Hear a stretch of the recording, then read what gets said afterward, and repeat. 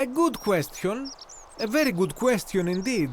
And I would be happy to tell you if only I could remember it clearly myself. Springtime?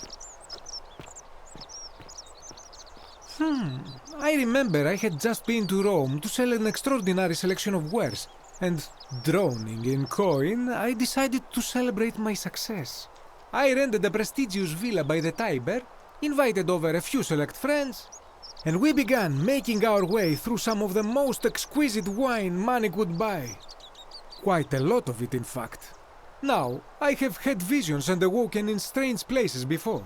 I have even found myself naked in the desert sands more than once, but none of that compares to this. This time, I remember people screaming, then falling into a void as empty as time before creation, gasping for air, and then nothing. When I regained my faculties, I was lying naked by the banks of the Tiber, gods know how many miles from my villa.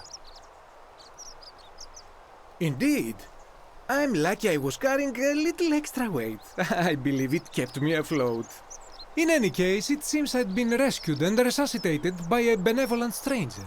I went to find firewood for his campfire, stumbled across a cave, and discovered that trapdoor temple. And here I am. Anything you like. Shh! Not so loud! What are you playing at? Have you not been told about the last attempt? Oh, then I suppose this duty falls to me. It is a long story. Of course, the first question any of us asks when we first arrive is, how do I escape? It is only natural after all.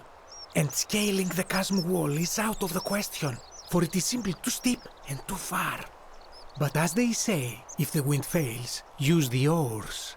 And here the second option is to leave the way we came in, through the shaft above the bathhouse.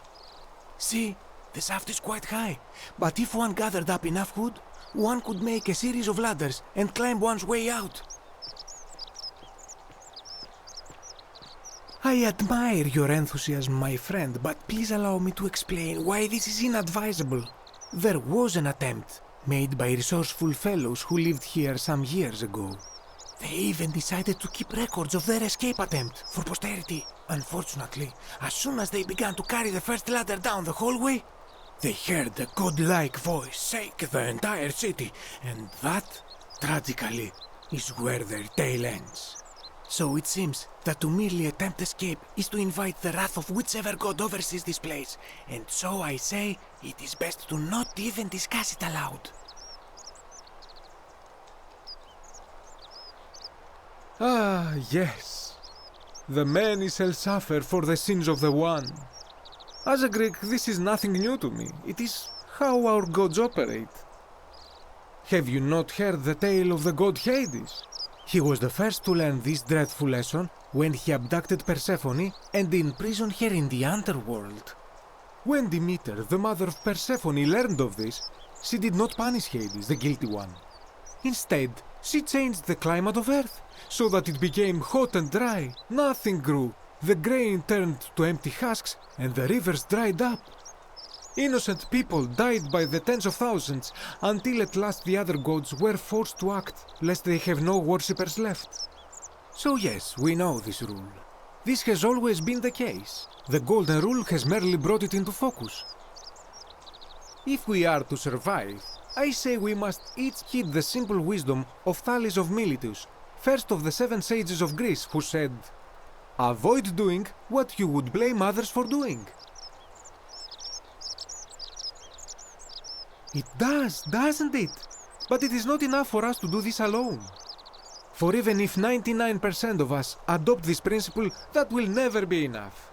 Sadly, no matter how well we protect ourselves, the life's work of many good people can be undone in the blink of an eye by a single selfish act.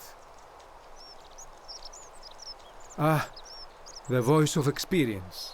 I am sorry for your loss, my friend. But on a lighter note, I will say one thing for the Golden Rule.